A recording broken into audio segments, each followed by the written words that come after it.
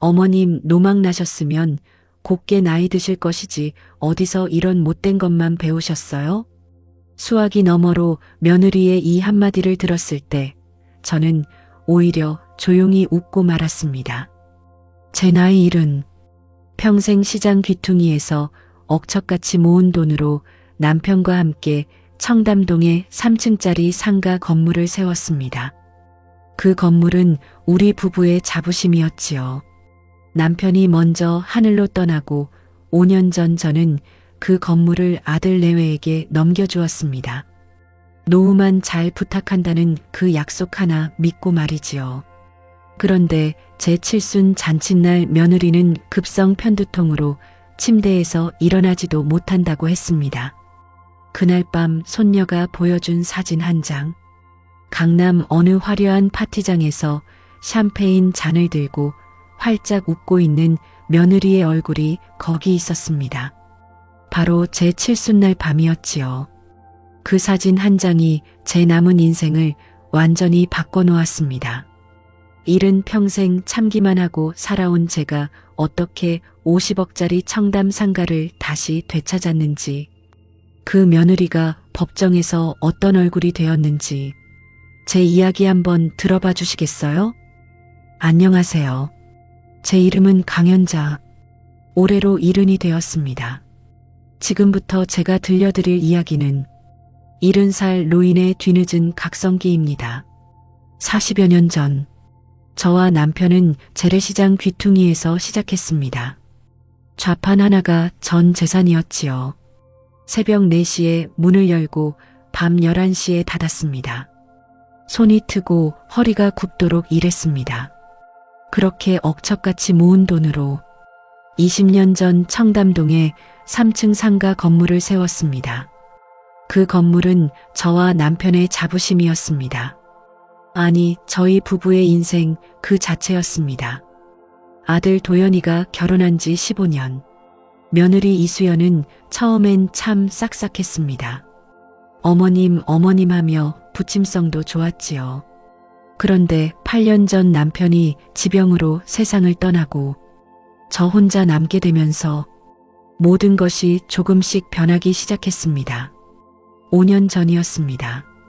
아들이 운영하던 회사가 크게 흔들렸습니다. 며느리는 제 손을 붙잡고 울면서 말했습니다. 어머님, 저희가 평생 모실게요. 건물만 물려주시면 저희가 어머님 노후는 책임질게요. 저는 그 눈물을 믿었습니다. 변호사 사무실에서 부담부증여 계약서에 도장을 찍었습니다. 청담동 3층 상가. 시가 약 50억 원. 월세 수입만 매달 2천만 원이 나오던 그 건물을 아들 내외에게 넘겼습니다. 그때는 몰랐습니다. 그날의 도장이 제 노후를 어떻게 만들지. 증여를 한 지 1년쯤 지났을 때부터였습니다. 며느리의 방문이 눈에 띄게 줄었습니다. 주에 한두 번씩 오던 아이가 한 달에 한 번 얼굴 보기도 힘들어졌습니다. 그래도 저는 이해했습니다. 젊은 사람이 사회생활 하려면 얼마나 바쁘겠나. 그렇게 스스로를 다독였습니다. 3년 전부터는 명절과 기일에 빠지기 시작했습니다. 편두통이 심하다. 몸살이 났다. 핑계는 계속 늘어났습니다. 작년 시아버지 기일에도 며느리는 몸살이라며 오지 않았습니다. 그런데 그날 저녁 손녀 하은이가 친구 SNS에서 며느리 사진을 봤다고 하더군요. 스키장에서 환하게 웃고 있었다고. 저는 그때도 그냥 넘겼습니다. 며느리도 사람인데 하루쯤 그럴 수 있지. 늙은이가 뭘 안다고 다그치겠나. 그렇게 사귀며 살았습니다. 그리고 올해 제 칠순이 다가왔습니다.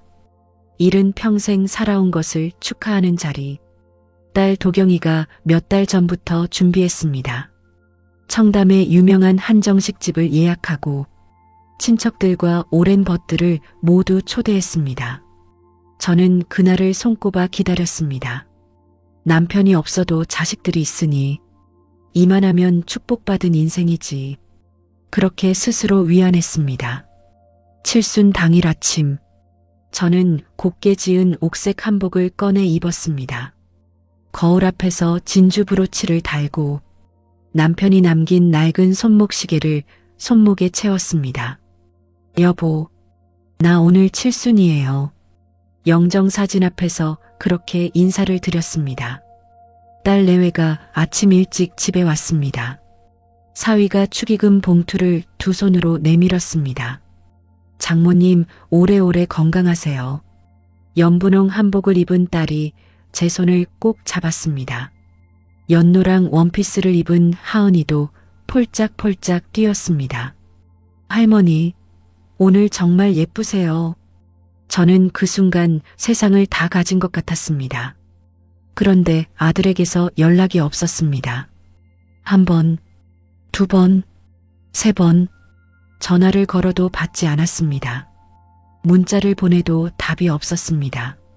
가슴 한켠이 서늘해졌지만 애써 웃었습니다. 바쁜가 보다. 곧 오겠지. 한정식집에 도착했습니다. 큰 룸에 원형 테이블이 놓여 있었습니다. 은은한 조명 아래 하객들이 하나둘 도착했습니다. 친척들도 오랜 벗들도 모두 자리를 채웠습니다. 먼 친척 시누이가 다가와 제 손을 잡았습니다. 형님, 이렇게 정정하신 모습 보니 얼마나 좋은지요. 40년 지기 수님이도 저를 꼭 안아줬습니다. 현자야, 우리가 시장 골목에서 만난 지가 언젠데 이렇게 잘 살아있으니 얼마나 다행이야. 저는 웃었습니다. 정말 오랜만에 마음 놓고 웃었습니다. 그런데 두 자리, 아들과 며느리의 자리 두 개만이 텅 비어 있었습니다. 1시간이 지났습니다. 2시간이 지났습니다. 음식이 나오기 시작하는데도 그 두 자리는 채워지지 않았습니다. 딸이 슬쩍 제 옆으로 왔습니다. 엄마, 오빠는 왜 안 온대? 저는 딸에게도 애써 웃어 보였습니다. 곧 오겠지 뭐. 사위도 걱정스러운 얼굴로 아들에게 전화를 걸어봤지만 역시나 받지 않았습니다. 그때 아들에게서 전화가 왔습니다. 떨리는 손으로 받았습니다. 엄마 죄송해요. 저희 오늘 가기 힘들 것 같아요. 수연이가 급성 편두통이 심해서요. 저는 아무 말도 못했습니다. 그런데 그때 수화기 너머로 며느리의 목소리가 들렸습니다. 신경질적이고 날카로운 목소리였습니다. 그냥 못 간다고 해. 머리 깨질 것 같으니까. 저는 순간 숨이 멎는 것 같았습니다. 편두통 환자의 목소리가 아니었습니다. 너무나 또렷하고 힘 있는 목소리였습니다. 하지만 저는 아들에게 말했습니다. 그래, 알았다. 아픈 사람 옆에 있어줘야지 별 수 있겠니? 몸조리 잘하라고 전해라. 전화를 끊고 저는 하객들을 바라봤습니다. 모두가 저를 쳐다보고 있었습니다. 저는 애써 미소를 지었습니다. 며느리가 며칠 전부터 몸이 안 좋았어요. 아들이 곁을 지켜야 한다네요. 그렇게 거짓말을 했습니다. 70살 시어머니가 42 며느리의 체면을 지켜주고 있었습니다. 잔치가 끝나갈 무렵 저는 텅 빈 두 자리만 하염없이 바라봤습니다. 문득 40년 전 그 시장 골목이 떠올랐습니다. 남편이 젓가락 하나로 배춧잎을 다듬던 손, 제가 손님한테 덤을 얹어주면 씩 웃던 남편의 얼굴, 그리고 20년 전 청담 그 건물 앞에 처음 섰던 날, 남편이 제 어깨를 툭 치며 말했습니다. 여보, 우리도 이제 건물주네. 이거 우리 아들 도연이 물려주면 평생 밥은 굶지 않겠지. 저는 그때 눈물이 나서 남편 어깨에 얼굴을 묻었습니다. 40년의 새벽과 밤이 트고 갈라진 손과 굽은 허리가 그 3층 건물 하나에 다 들어가 있었습니다. 옥색 한복 소매를 만지작거리며 남편의 손목시계를 자꾸만 들여다봤습니다. 여보, 당신이라면 어떻게 했을까요? 집으로 돌아왔습니다. 옷도 갈아입지 못하고 소파에 앉아 있었습니다. 그때 초인종이 울렸습니다. 문을 여니 아들 내외가 서 있었습니다. 며느리의 손에는 과일 바구니가 들려 있었습니다. 어머님, 정말 죄송해요. 머리가 너무 아파서 정신을 못 차렸어요. 이제야 좀 나아져서 얼른 왔어요. 너무나 뻔뻔한 사과였습니다. 그러나 저는 고개를 끄덕였습니다. 그래, 몸이 안 좋으니 어쩌겠니. 들어와서 차라도 한잔하고 가라. 며느리는 10분도 안 앉아 있다가 일어섰습니다. 어머님, 저 아직 머리가 지끈거려서요. 먼저 들어갈게요. 아들은 그런 며느리 뒤를 강아지처럼 따라 나갔습니다. 문이 닫히는 소리. 그 소리가 그렇게 크게 들릴 줄 몰랐습니다. 그날 밤 저는 잠을 이루지 못했습니다. 수학이 넘어 며느리의 목소리가 자꾸만 귓가에 맴돌았습니다. 그냥 못 간다고 해. 머리 깨질 것 같으니까. 그것은 아픈 사람의 목소리가 아니었습니다. 귀찮은 짐을 떨쳐내는 사람의 목소리였습니다. 3일 뒤였습니다. 하은이가 영상통화를 걸어왔습니다. 할머니, 저 뭐 좀 보여드릴 게 있어요. 아이의 목소리가 평소와 달랐습니다. 머뭇거리다가 겨우 입을 뗐습니다. 할머니, 놀라지 마세요. 이거 외숙모 SNS인데요. 아이가 화면을 돌려 보여줬습니다. 저는 제 눈을 의심했습니다. 강남의 어느 VIP 파티장, 네온 조명 아래 자주색 드레스를 입은 며느리가 샴페인 잔을 든 채 환하게 웃고 있었습니다. 옆에는 텔레비전에서 봤던 셀럽들도 있었습니다. 날짜를 확인했습니다. 제 칠순 당일 밤, 편두통이 심해 아무데도 못 간다던 그날 밤, 며느리는 강남에서 파티를 즐기고 있었던 겁니다. 저는 한참을 그 사진만 바라봤습니다. 눈물이 나올 줄 알았는데 나오지 않았습니다. 이상하게도 마음이 차분해졌습니다. 하은이가 조심스럽게 물었습니다. 할머니, 괜찮으세요? 저는 아이에게 웃어 보였습니다. 그래, 하은아. 괜찮다. 우리 손녀가 할머니한테 아주 중요한 걸 보여줬구나. 전화를 끊고 저는 남편의 영정사진 앞으로 갔습니다. 낡은 손목 시계를 만지작거리며 오래도록 앉아 있었습니다. 여보, 내가 사람을 잘못 봤어요. 내가 우리 40년 피땀을 엉뚱한 사람 손에 쥐어줬어요. 그리고 5년 전 그날이 떠올랐습니다. 변호사 사무실. 며느리가 제 무릎에 손을 얹고 눈물을 흘리던 그날. 어머님, 저희 도연이 살려주세요. 저희가 정말 어머님 평생 모실게요. 건강히 오래오래 사시라고. 저희가 2배로 잘할게요. 그 눈물을 저는 진짜라고 믿었습니다. 며느리가 흘린 눈물 한 방울이 제 인감도장을 움직였습니다. 그런데 그 눈물이 연기였습니다. 저는 소파에 앉아 밤새 그 밤을 곱씹었습니다. 어디서부터 잘못됐을까? 아니, 며느리는 처음부터 잘못돼 있었을지 모른다. 내가 못 본 것뿐이었지. 창밖이 서서히 밝아왔습니다. 새벽빛이 거실 창으로 스며들 무렵 저는 소파에서 천천히 일어섰습니다. 거울 앞에 섰습니다. 70살 강연자가 저를 바라보고 있었습니다. 40년을 새벽에 일어난 여자, 건물 한 채를 자기 손으로 세운 여자, 그런 여자가 지금 이 자리에 서 있었습니다. 그날 밤 저는 다짐했습니다. 70의 나이에 다시 한번 싸워보기로, 곱게 늙어가는 할머니로 끝나지 않기로, 무엇이 진짜 잘못됐는지, 무엇을 되찾아야 하는지, 이제부터 하나씩 확인해 볼 작정이었습니다. 그런데 진짜 배신은 그로부터 2달 뒤 추석 그날 제 눈앞에서 벌어지고 있었습니다. 칠순이 지나고 2달이 흘렀습니다. 저는 겉으로는 아무렇지 않은 척했습니다. 며느리에게 따져 묻지도 않았습니다. 아들에게 화를 내지도 않았습니다. 대신 조용히 지켜보기 시작했습니다. 지금 이 사람들이 어떤 사람들인지 내 눈으로 다시 한번 확인해 볼 작정이었습니다. 추석이 다가왔습니다. 명절이라고 특별히 기대한 건 아니었습니다. 다만 이번엔 며느리가 어떤 핑계를 대는지 그것이 궁금했을 뿐이었습니다. 추석 전날 저는 회색 개량 한복을 꺼내 입고 앞치마를 둘렀습니다.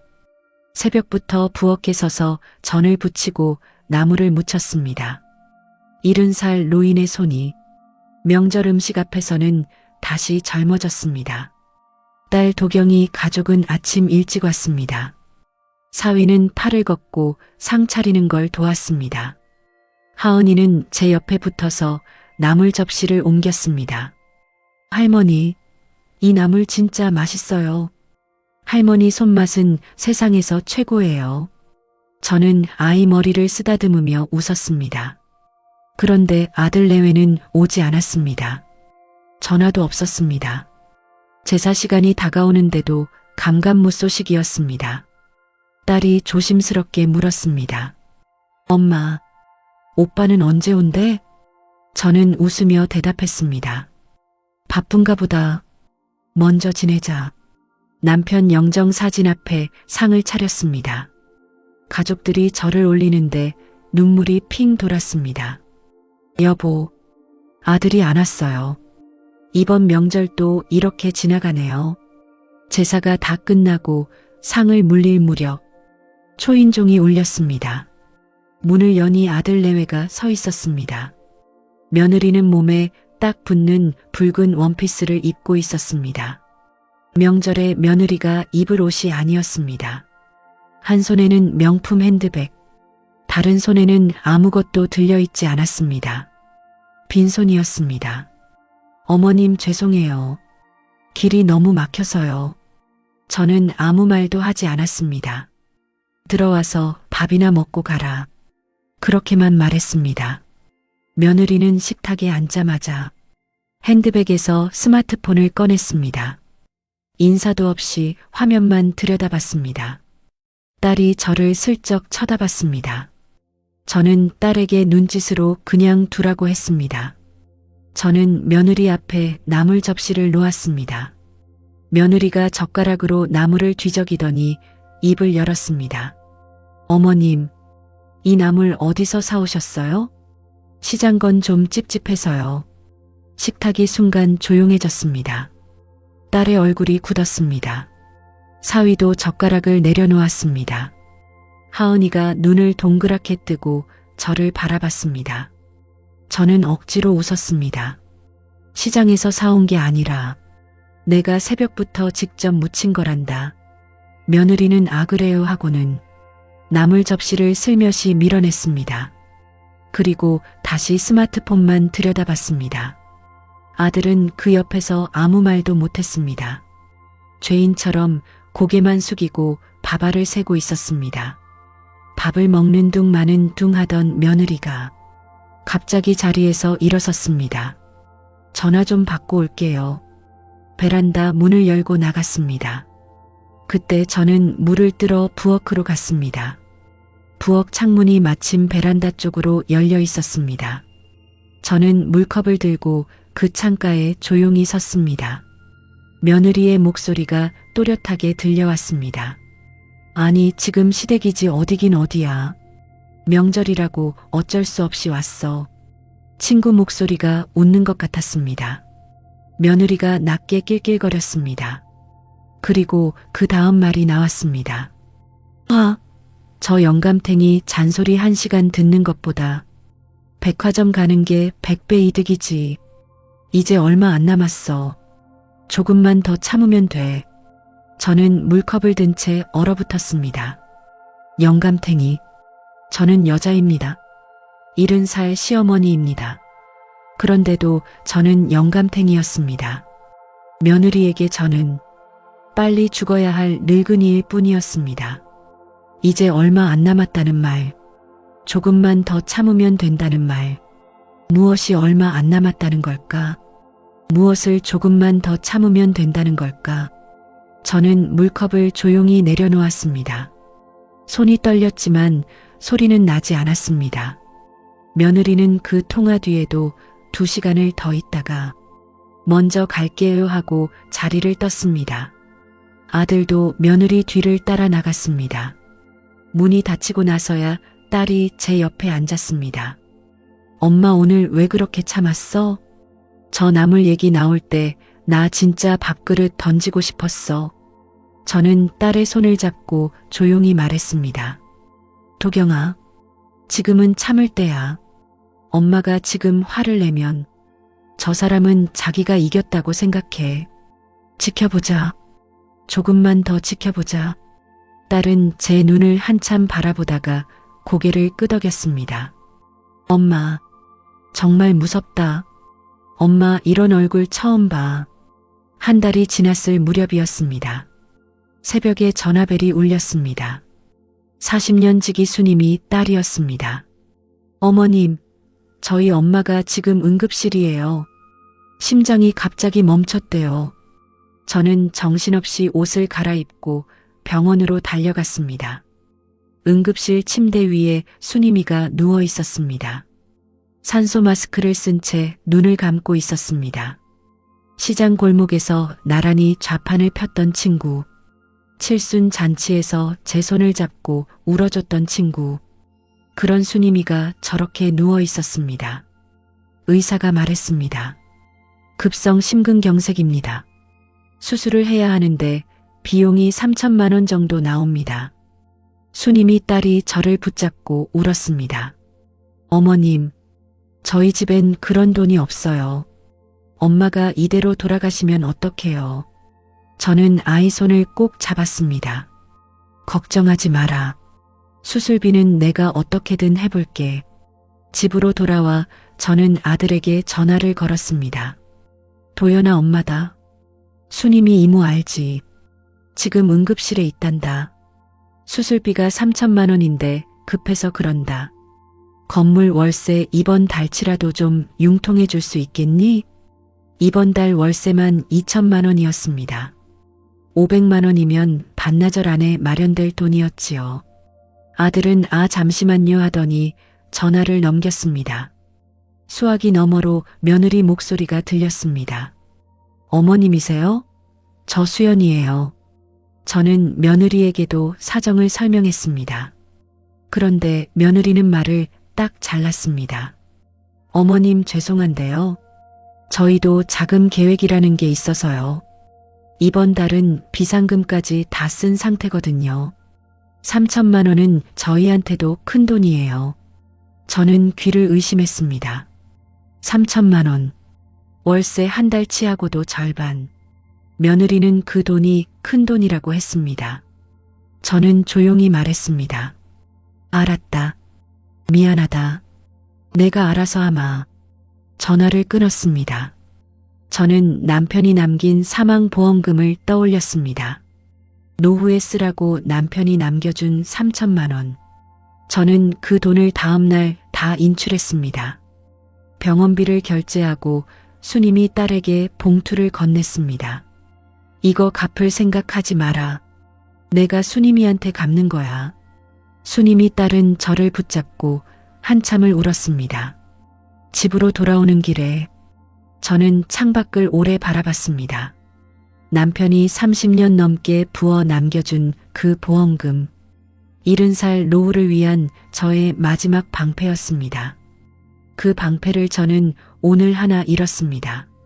친구를 살렸으니 후회는 없었습니다. 다만 마음속에 무언가가 딱딱하게 굳어졌습니다. 며느리에게 3천만 원은 큰 돈이었다. 그런데 그 며느리에게 나는 50억짜리 건물을 넘겨줬다. 50억은 아무렇지 않게 받아 챙기고 3천만 원은 자금 계획을 들먹였다. 저는 그날 밤 남편 영정 사진 앞에 앉았습니다. 여보, 내가 이제 뭘 해야 할지 알 것 같아요. 그로부터 열흘 뒤였습니다. 딸이 헐레벌떡 전화를 걸어왔습니다. 엄마, 나 지금 백화점 앞이야. 방금 새언니 봤어. 엄마 이거 진짜야. 새언니가 완전 새 벤츠 SUV에서 내렸어. 하얀색이야. 번호판도 얼마 안 된 새 차야. 저는 조용히 물었습니다. 며느리가 무슨 옷을 입고 있더냐? 명품 원피스에 명품 백 들고 머리부터 발끝까지 다 반짝거려. 엄마 나 지금 이거 사진 몰래 찍었어. 보내줄게. 잠시 후 사진이 왔습니다. 며느리가 하얀 벤츠 SUV 앞에서 명품 백을 어깨에 걸치고 서 있는 사진. 저는 그 사진을 한참 바라봤습니다. 친구가 죽어가는데 3천만 원이 없다던 며느리. 그런데 새 벤츠 SUV. 그것도 억대가 넘는 새 차. 명품 원피스에 명품 백. 머리부터 발끝까지 반짝이는 그 모습.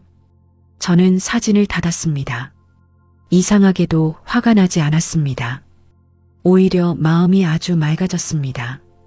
이제야 명확해졌기 때문입니다. 저는 하은이에게 전화를 걸었습니다. 하은아, 할머니가 부탁이 하나 있단다. 우리 하은이 컴퓨터 잘하지? 네 할머니, 저 컴퓨터 잘해요. 외숙모 SNS 있잖니. 거기 있는 사진들 날짜별로 정리해 줄 수 있겠니? 할머니가 좀 볼 게 있어서 그런단다. 하은이는 잠시 뜸을 들이더니 조용히 대답했습니다. 할머니, 혹시 외숙모 때문에 그러세요? 저 사실 예전부터 외숙모가 이상하다고 생각했어요. 할머니, 제가 할머니의 비밀 탐정이 되어 드릴게요. 저는 웃었습니다. 70살 할머니와 13살 손녀가 한편이 되는 순간이었습니다. 그날 밤 저는 남편의 손목시계를 손목에 다시 채웠습니다. 여보, 내가 이제 움직일 시간이에요. 40년 전 시장 골목에서 처음 좌판을 폈던 그때처럼 다시 한번 새벽에 일어날 시간이에요. 그리고 그 다음 날 저는 청담 그 건물로 향했습니다. 5년 만이었습니다. 다음 날 아침 저는 짙은 카디건과 긴 치마를 꺼내 입었습니다. 한복도 아니고 정장도 아닌 시장에 나가는 평범한 노인의 옷차림. 일부러 그렇게 골랐습니다. 오늘은 며느리가 아는 강연자가 아니라 40년 전 시장 골목의 강연자로 돌아갈 참이었습니다. 남편의 낡은 손목시계를 손목에 채웠습니다. 여보, 오늘부터 시작이에요. 거울 앞에서 그렇게 인사를 하고 집을 나섰습니다. 버스를 타고 청담으로 향했습니다. 익숙한 골목에 익숙한 3층 건물이 서 있었습니다. 5년 만이었습니다. 증여계약서에 도장을 찍은 뒤로 저는 이 건물 근처에 얼씬도 하지 않았습니다. 이제 내 것이 아니니 내가 갈 자리가 아니라고 생각했습니다. 그런데 5년 만에 다시 마주한 그 건물은 낯설었습니다. 외벽 페인트가 여기저기 벗겨져 있었습니다. 간판도 하나가 삐뚤어져 있었습니다. 남편이 살아있을 때는 한 달에 한 번씩 페인트공을 불러 관리했던 건물입니다. 그런데 5년 사이 이렇게 낡아 있었습니다. 저는 조용히 1층 카페 문을 밀고 들어갔습니다. 원목 톤의 인테리어, 창가 자리, 대추차 향과 커피 향이 섞여 있었습니다.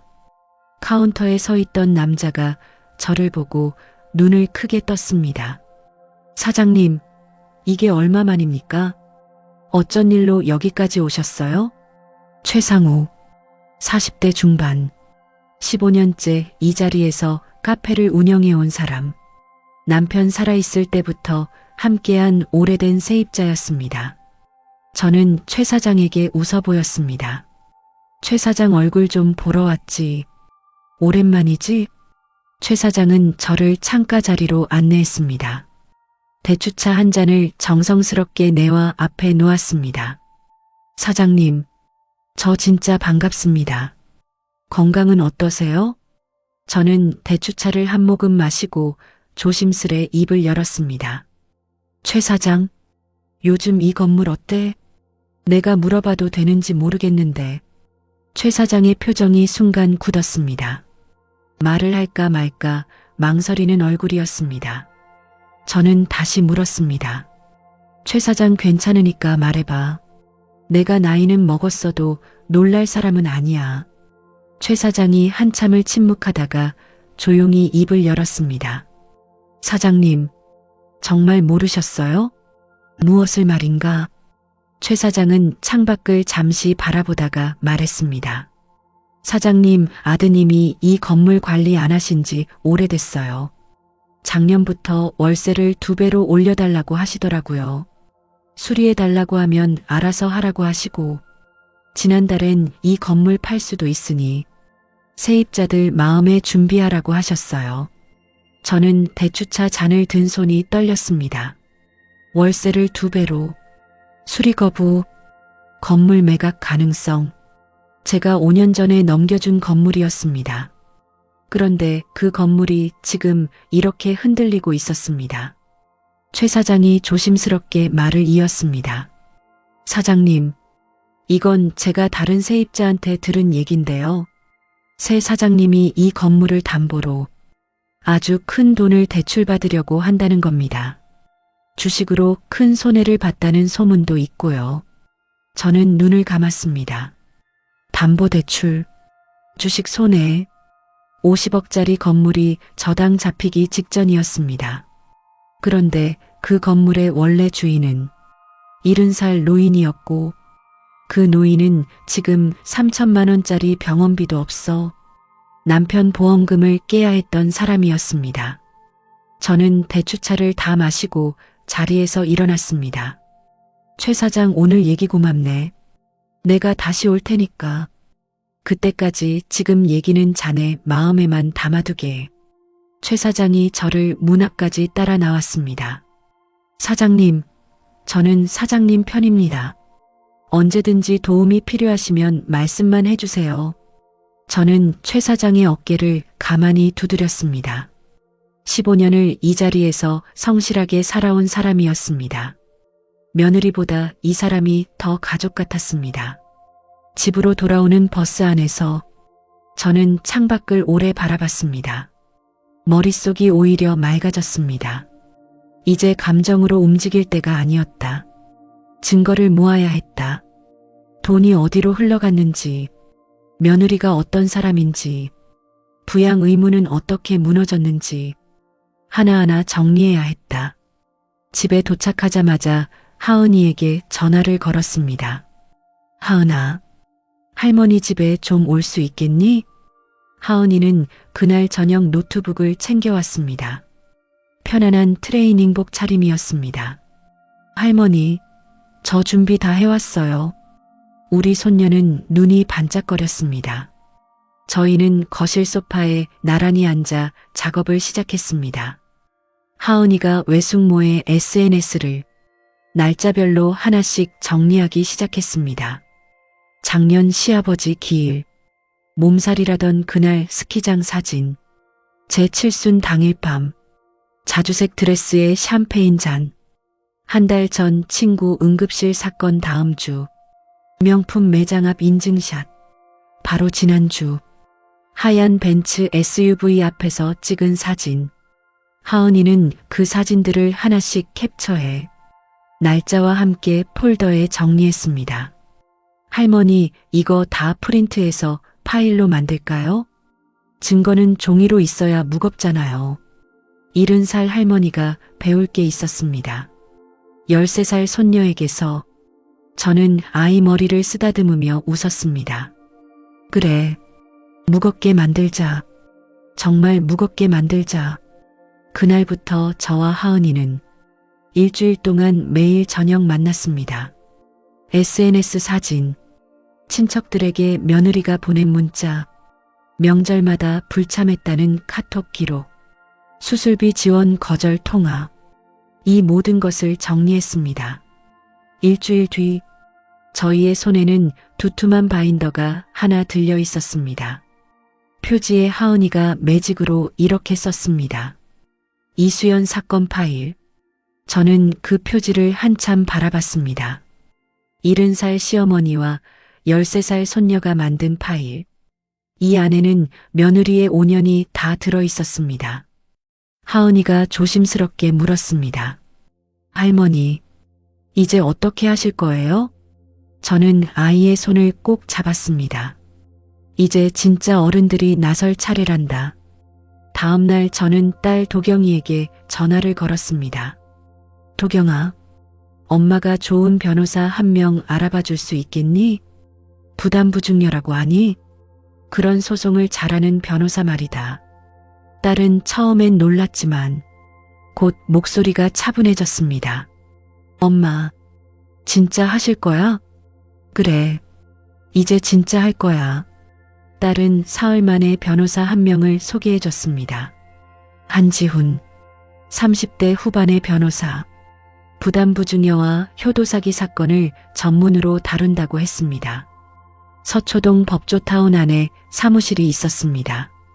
저는 짙은 카디건 위에 얇은 겉옷을 하나 걸치고 바인더를 품에 안고 사무실을 찾아갔습니다. 작지만 단단한 인상의 건물이었습니다. 사무실 문을 열고 들어가자 금태 안경을 쓴 젊은 변호사가 자리에서 일어섰습니다. 강연자 어머님 되시죠? 기다리고 있었습니다. 책상 위에는 만년필이 놓여 있었습니다. 저는 자리에 앉자마자 바인더를 내밀었습니다. 이게 그동안 제가 모은 겁니다. 한 변호사는 바인더를 열었습니다.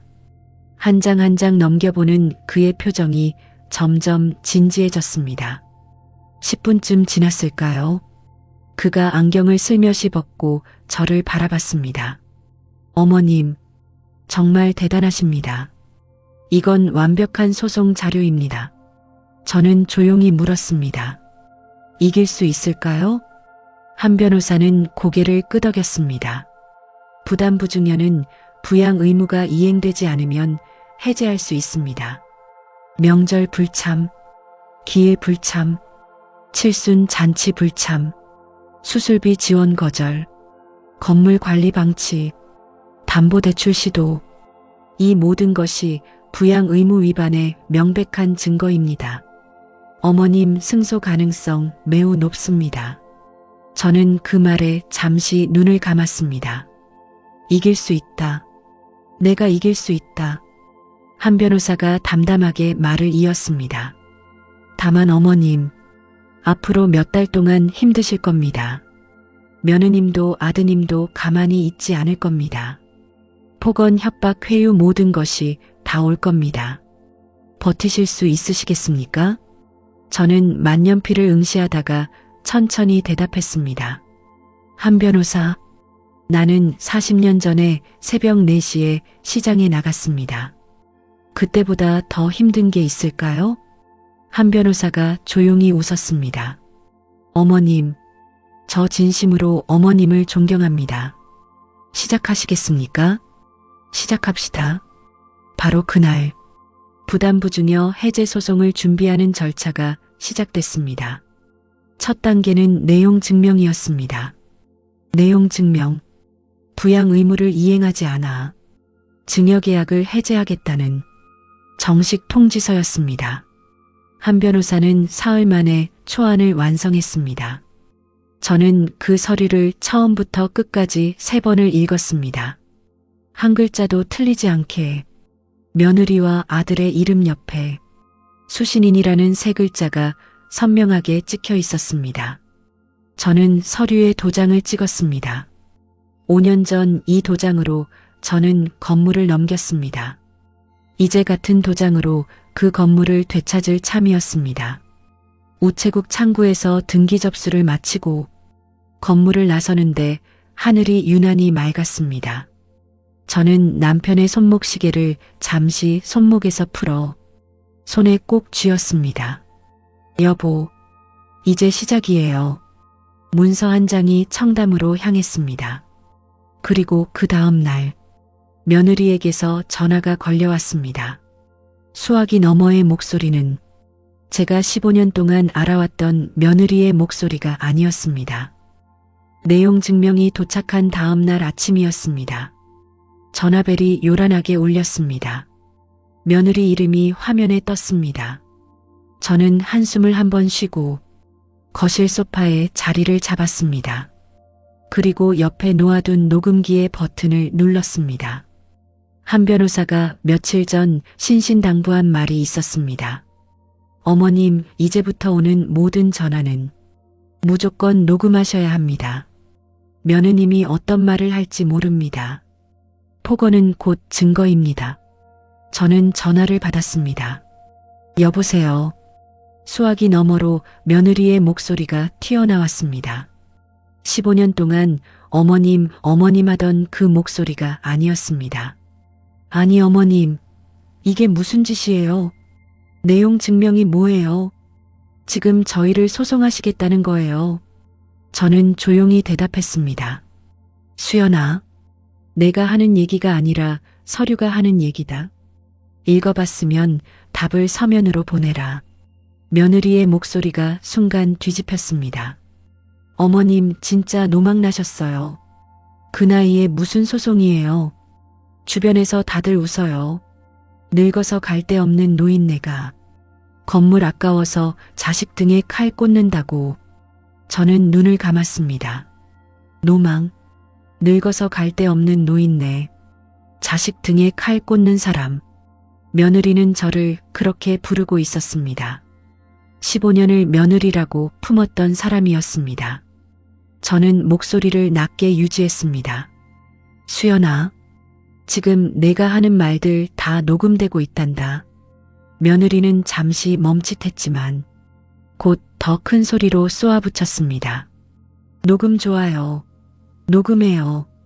저희도 어머님한테 당한 게 얼마인지 아세요.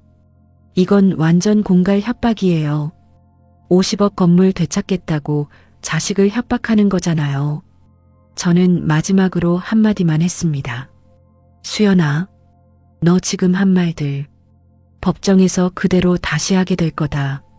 며느리는 뭐라 소리를 지르더니 전화를 뚝 끊었습니다. 저는 녹음기의 저장 버튼을 눌렀습니다. 파일 이름을 이렇게 붙였습니다. 며느리 폭언 1차.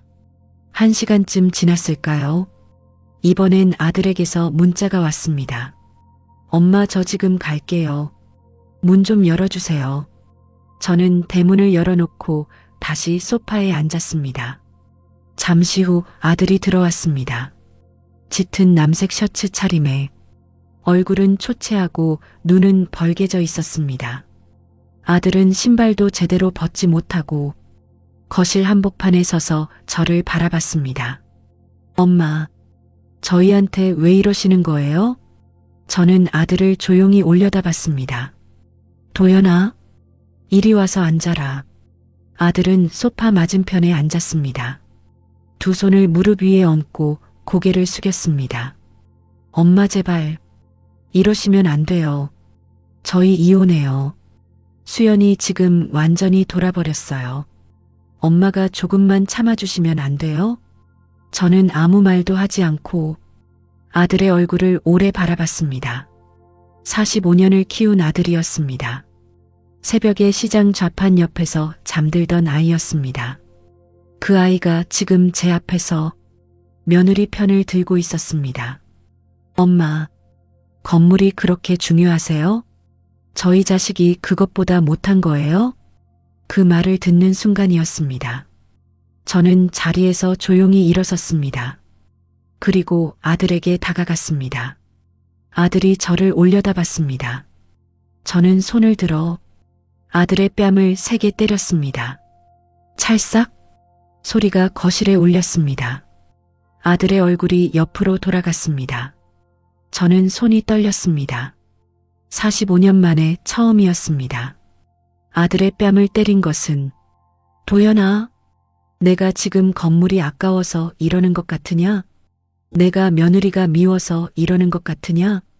너희 둘이서 내 40년을 어떻게 대했는지, 내 칠순날 어떻게 대했는지, 수님이 이모 죽어갈 때 어떻게 대했는지 너희 스스로가 제일 잘 알잖아.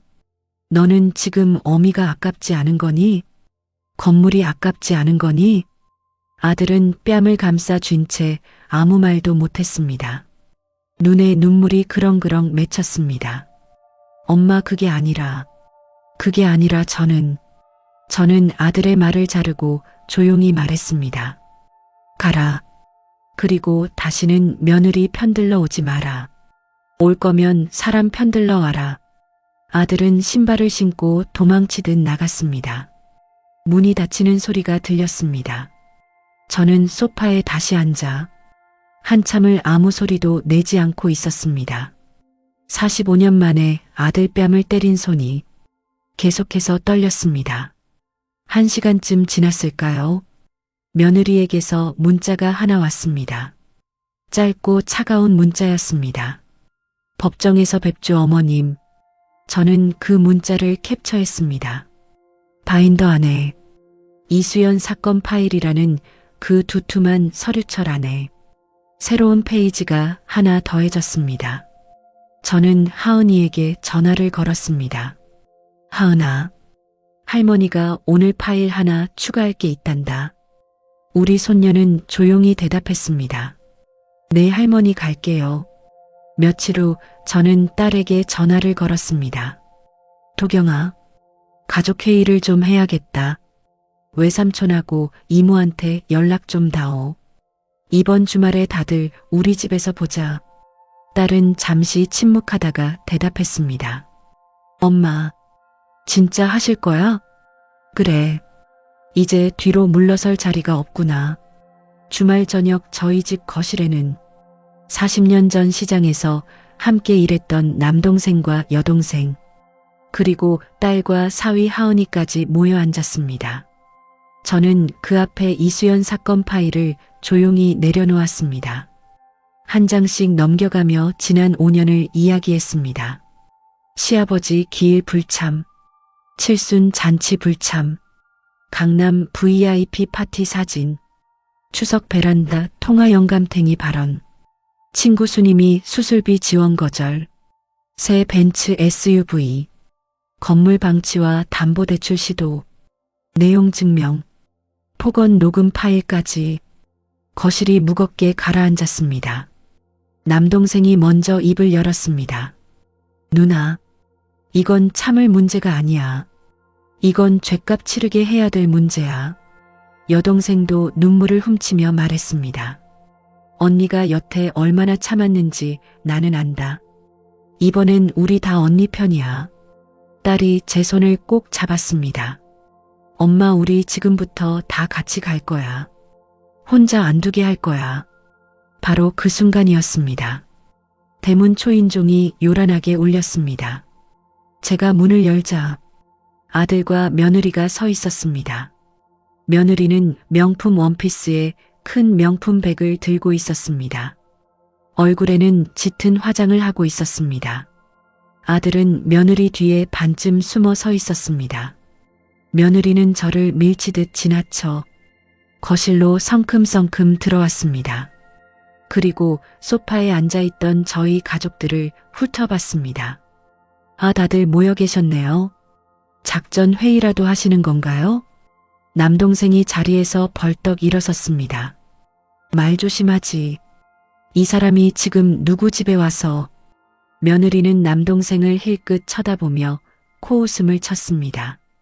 작은아버님도 결국 어머님 편드시는 거네요. 그런데요, 여러분. 솔직히 말해요. 이 집에서 어머님 노후 부양할 사람이 저 말고 누가 있어요? 큰딸도 자기 살기 바쁜데요. 건물 넘겨주신 것도 결국은 노후 받으리는 데가 아니었어요? 여동생이 자리에서 일어섰습니다.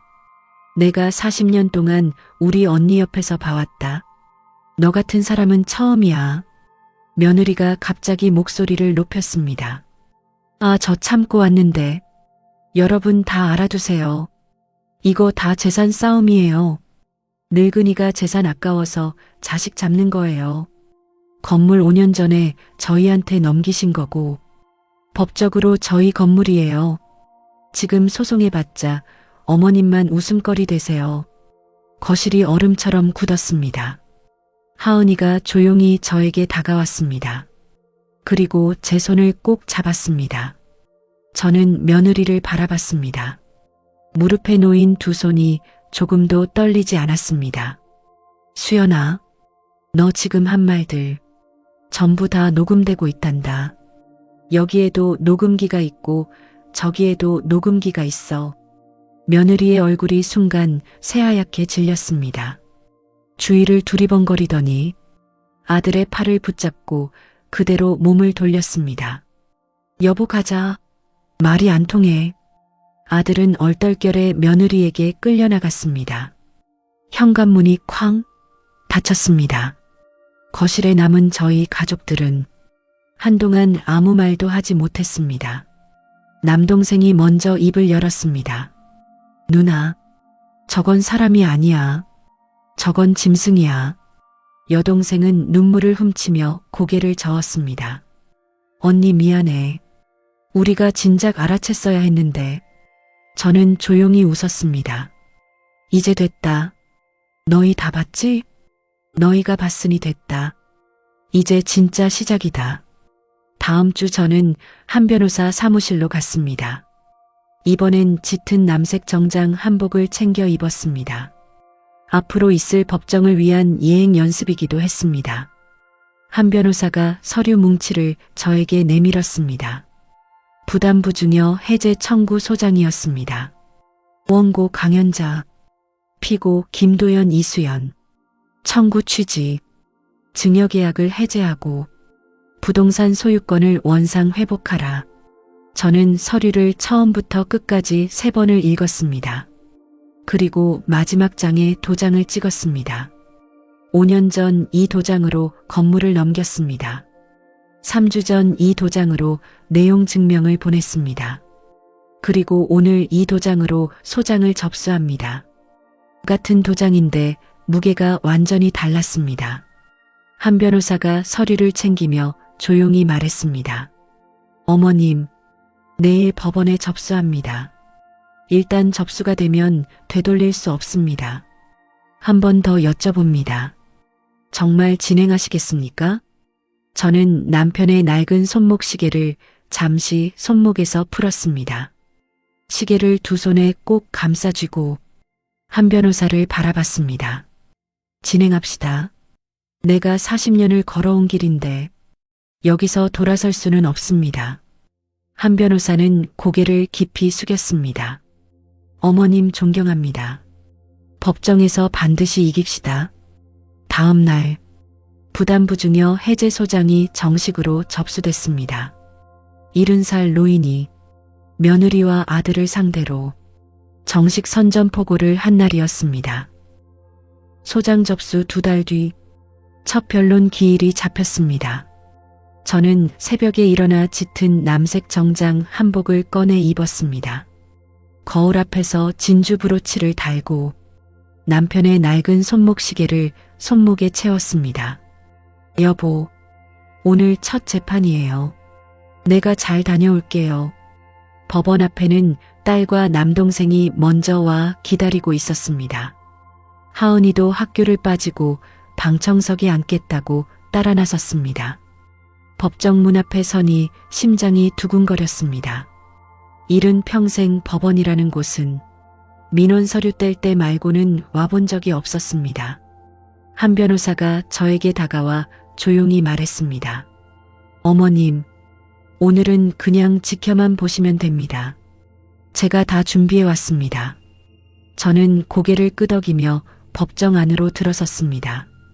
원고석에는 저와 한 변호사가 앉았습니다. 피고석에는 며느리와 상대 변호사가 앉아 있었습니다. 며느리는 검정 정장을 입고 무표정한 얼굴로 정면만 응시하고 있었습니다. 아들은 그날 법정에 오지 않았습니다. 재판장이 자리에 앉고 사건 번호가 호명됐습니다. 부담부 증여 해제 청구 소송, 원고 강연자, 피고 김도연 이수연. 변론이 시작됐습니다. 한 변호사가 조목조목 증거를 제시했습니다. 칠순 잔치 불참, 강남 VIP 파티 사진, 추석 영감탱이 통화 녹음, 수술비 지원 거절 통화, 건물 방치와 담보대출 시도, 폭언 녹음 파일. 상대 변호사는 시종일관 반박했습니다. 어머님이 자발적으로 증여하신 겁니다. 부양 의무는 추상적인 개념이지 명문화된 게 아닙니다. 피고 부부는 나름의 방식으로 부양하고 있었습니다. 며느리는 옆에서 고개를 몇 번씩 세게 끄덕였습니다. 저 사람이 정말 15년을 내 며느리로 산 사람인가? 저 얼굴이 눈물 흘리며 평생 모신다던 그 얼굴인가? 첫 변론은 그렇게 팽팽하게 끝났습니다. 한 달 뒤 최종 변론 기일이었습니다. 이번엔 아들이 증인으로 출석했습니다. 한 변호사가 신청한 증인이었습니다. 아들은 검정 정장을 입고 있었습니다. 얼굴은 초췌하고 살은 눈에 띄게 빠져 있었습니다. 증인석에 앉은 아들은 며느리 쪽을 차마 쳐다보지 못했습니다. 한 변호사가 조용히 물었습니다. 증인은 원고의 아들 되시죠? 네. 5년 전 부동산 증여 당시 상황을 기억하십니까? 네. 당시 피고 이수연이 원고에게 어떤 약속을 했습니까? 아들은 한참을 침묵했습니다. 며느리가 피고석에서 아들을 쏘아봤습니다. 그러나 아들은 그 시선을 애써 피했습니다. 그리고 마침내 입을 열었습니다. 평생 모시겠다고 했습니다. 어머님 노후는 저희가 책임지겠다고 했습니다. 그 말을 믿으시고 어머님이 건물을 넘겨주셨습니다. 며느리의 얼굴이 딱딱하게 굳었습니다. 한 변호사가 계속 물었습니다. 그 약속은 이행되었습니까? 아들의 눈에 눈물이 차오르기 시작했습니다. 아니요. 이행되지 않았습니다. 칠순 잔치에도 저희는 가지 않았습니다. 수연이가 편두통을 핑계로 강남 파티에 갔기 때문입니다. 방청석이 술렁였습니다. 며느리가 자리에서 벌떡 일어섰습니다. 여보, 지금 무슨 말을 하는 거야? 재판장이 의사봉을 두드렸습니다. 피고, 조용히 하세요. 한 변호사는 침착하게 이어갔습니다. 증인, 친구 수술비 지원 거절 통화도 기억하십니까? 네, 기억합니다.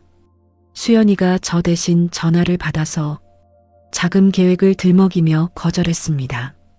그때 저희 통장에는 수연이 벤츠 SUV 계약금이 들어가 있었습니다. 방청석 곳곳에서 한숨소리가 새어나왔습니다. 며느리가 다시 소리를 질렀습니다. 여보, 여보 지금 뭐 하는 거야? 저 사람 저희를 팔아먹으려고. 아들은 이번엔 며느리를 정면으로 바라봤습니다. 그리고 조용히 말했습니다. 수연아, 이제 그만해. 어머님한테 우리가 한 짓을 내가 모를 리 없잖아. 재판장이 다시 의사봉을 두드렸습니다. 피고 이수연은 다시 한번 소란을 피우면 법정 모독죄로 처리하겠습니다. 며느리는 자리에 주저앉았습니다. 한 변호사가 마지막으로 물었습니다. 증인, 마지막으로 하실 말씀 있으십니까? 아들이 저를 향해 몸을 돌렸습니다. 증인석에서 저에게 깊이 고개를 숙였습니다. 어머님, 죄송합니다. 제가 사람이 아니었습니다. 어머님이 40년 평생 세우신 그 건물을 저희가 5년 만에 이렇게 만들었습니다. 판결이 어떻게 나오든 저는 어머님 뜻대로 따르겠습니다. 저는 아들의 얼굴을 오래 바라봤습니다. 45년을 키운 아들이 저기 있었습니다. 뒤늦게라도 사람의 얼굴을 되찾은 아들이었습니다. 법정을 나서는데 며느리가 저를 잠깐 노려봤습니다. 저는 그 시선을 피하지 않고 마주봤습니다. 며느리가 먼저 눈을 돌렸습니다. 한 달이 흘렀습니다. 선고 기일이었습니다. 저는 그날 아침 남편 영정사진 앞에 오래 앉아 있었습니다. 여보, 오늘 결정 나요. 내가 이기든 지든 당신 앞에 부끄럽지 않게 살아왔어요. 법정 안은 첫 변론 때보다 훨씬 조용했습니다. 며느리는 창백한 얼굴로 피고석에 앉아 있었습니다. 명품 원피스는 그대로였지만 얼굴에 자신감이 사라지고 없었습니다. 재판장이 자리에 앉았습니다. 법정안이 물을 끼얹은 듯 조용해졌습니다. 저는 남편의 손목시계를 손목에 꼭 채우고 두 손을 무릎 위에 얹었습니다. 재판장이 판결문을 읽기 시작했습니다. 본 재판부는 다음과 같이 판단한다. 피고 이수연 김도연은 부담부중여의 부양 의무를 이행하지 않았음이 명백히 인정된다. 이에 원고의 청구는 이유 있으므로 이를 모두 인용하여 증여계약을 해제한다. 소유권 이전 등기를 명한다. 방청석에서 짧은 탄성이 새어나왔습니다. 딸이 제 손을 꼭 잡았습니다. 저는 눈을 감았습니다. 이겼다. 내가 이겼다. 며느리는 자리에 얼어붙어 있었습니다.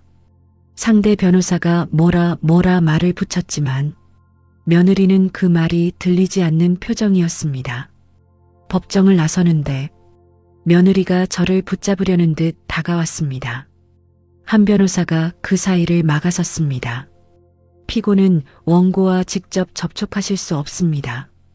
할 말이 있으면 서면으로 하세요. 며느리는 그 자리에서 무너지듯 주저앉았습니다. 명품 원피스 자락이 법원 바닥에 처박혔습니다. 저는 그 모습을 잠깐 바라봤습니다. 화가 나지 않았습니다.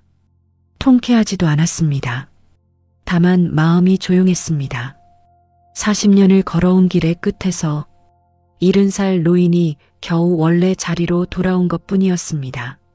한 달 뒤 며느리는 항소를 포기했습니다. 건물 명의가 저에게 다시 돌아왔습니다. 같은 주 아들이 이혼 소장을 접수했다는 소식이 들려왔습니다. 며느리는 위자료 한 푼 받지 못했습니다. 부양 의무 위반과 폭언 녹음 파일이 며느리의 발목을 잡았기 때문입니다. 며느리는 명품 가방 몇 개만 챙겨서 집을 나갔다고 했습니다. 15년 결혼 생활의 끝이었습니다. 그리고 열흘 뒤 아들이 저희 집을 찾아왔습니다. 문을 열자 아들이 문 앞에 서 있었습니다. 살은 더 빠져 있었고 머리는 아무렇게나 자라 있었습니다. 아들은 저를 보자마자 현관 앞에 무릎을 꿇었습니다. 엄마 정말 죄송합니다. 제가 사람 노릇을 못했습니다. 엄마가 저를 다시 안 보셔도 저는 할 말이 없습니다. 저는 아들을 오래 내려다봤습니다. 45년을 키운 아들이 70살 어미 앞에 무릎을 꿇고 있었습니다. 저는 조용히 말했습니다. 도연아, 일어서라. 아들은 고개도 들지 못했습니다. 엄마, 저는 그럴 자격이 없어요. 저는 아들의 어깨에 손을 얹었습니다. 일어서라. 내 아들 무릎 꿇는 거 내가 보고 있기 힘들다. 아들이 겨우 일어섰습니다. 눈물이 뺨을 타고 흘러내렸습니다. 저는 아들을 소파에 앉히고 물 한 잔을 앞에 놓아줬습니다. 도연아, 엄마가 한 가지만 묻자. 네. 너 이제 사람이 됐니? 아들은 한참을 침묵하다가 대답했습니다. 엄마, 저 이제부터 시작하려고요. 수연이한테 끌려다닌 15년을 지우고 엄마 아들로 다시 살아보려고요. 저는 고개를 끄덕였습니다. 그래, 그럼 됐다. 엄마가 너를 완전히 용서한 건 아니다. 다만 사람으로 다시 살아보겠다는 그 말은 믿어보마. 앞으로 매주 엄마 얼굴 보러 와라. 그것만 지키면 된다. 아들이 처음으로 저를 정면으로 바라봤습니다. 네, 엄마. 매주 오겠습니다. 이번엔 진짜 오겠습니다. 저는 웃었습니다. 70살 어미의 조건부 용서였습니다. 그리고 한 달이 더 흘렀습니다. 계절이 바뀌어 가을이 왔습니다. 저는 그날 밝은색 재킷을 꺼내 입었습니다. 한복이 아니라 밝은 재킷을 입은 것은 정말 오랜만이었습니다. 가방 안에는 2가지가 들어 있었습니다. 남편의 낡은 손목시계와 건물 등기 권리증. 버스를 타고 청담으로 향했습니다. 건물 앞에 서니 외벽 페인트가 새로 칠해져 있었습니다. 간판도 반듯하게 다시 걸려 있었습니다. 지난 한 달 동안 제가 직접 관리업체를 불러 하나하나 손을 본 결과였습니다. 건물이 다시 살아나고 있었습니다. 저는 1층 카페 문을 밀고 들어갔습니다. 최 사장이 저를 보고 환하게 웃었습니다. 사장님, 오셨어요. 오늘은 대추차 2잔 준비해놨습니다. 저는 창가 자리에 앉았습니다. 가을 햇살이 창가로 스며들었습니다. 최 사장이 대추차 2잔을 내와 제 앞과 자기 앞에 각각 놓았습니다. 그리고 조심스럽게 앉았습니다. 사장님, 이제 정말 다 되신 거죠? 저는 가방에서 등기 권리증을 꺼내 식탁 위에 조용히 올려놓았습니다. 최 사장, 이제 내가 다시 이 건물 주인이네. 월세도 원래대로 돌려놓을 거고 수리도 다시 예전처럼 할 걸세. 최 사장의 눈에 눈물이 그렁그렁 맺혔습니다. 사장님, 저 진짜 이날 얼마나 기다렸는지 몰라요. 15년 동안 사장님 부부한테 받은 그 정을 저는 절대 못 잊습니다. 저는 최 사장의 손을 가만히 잡았습니다. 고맙네, 최 사장. 자네가 그때 그 얘기 해주지 않았으면 내가 지금 이 자리에 없었을 걸세. 최 사장이 고개를 저으며 울먹였습니다. 아닙니다, 사장님. 사장님이 대단하신 겁니다. 저 같은 세입자도 못하는 일을 이른해 하신 겁니다. 저는 대추차를 한 모금 마셨습니다. 40년 전 시장 골목에서 남편과 마시던 그 대추차의 맛이 났습니다. 창밖으로 청담의 가을이 지나가고 있었습니다. 70살 강연자가 50억짜리 건물을 되찾은 가을, 노후 자금을 회복한 가을, 그리고 남편에게 부끄럽지 않은 아내로 돌아온 가을이었습니다. 저는 손목시계를 살며시 바라봤습니다. 남편의 시계가 째깍째깍 돌아가고 있었습니다. 여보, 나 결국 해냈어요. 당신이 지켜준 덕분이에요.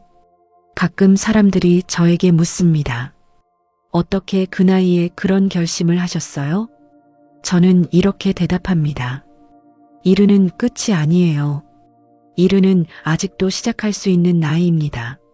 내 인생의 주인은 나 자신이라는 것을 이른해야 겨우 배웠거든요. 여러분, 혹시 지금 억울한 일을 참고 계신가요? 혹시 자식이라는 이름 앞에서 당신의 노후를 잃어가고 있진 않으신가요? 용기를 내세요. 증거를 모으세요. 그리고 좋은 변호사를 만나세요. 70살 저도 해냈습니다. 여러분도 반드시 해내실 겁니다. 지금까지 강연자였습니다. 긴 이야기 들어주셔서 정말 감사합니다.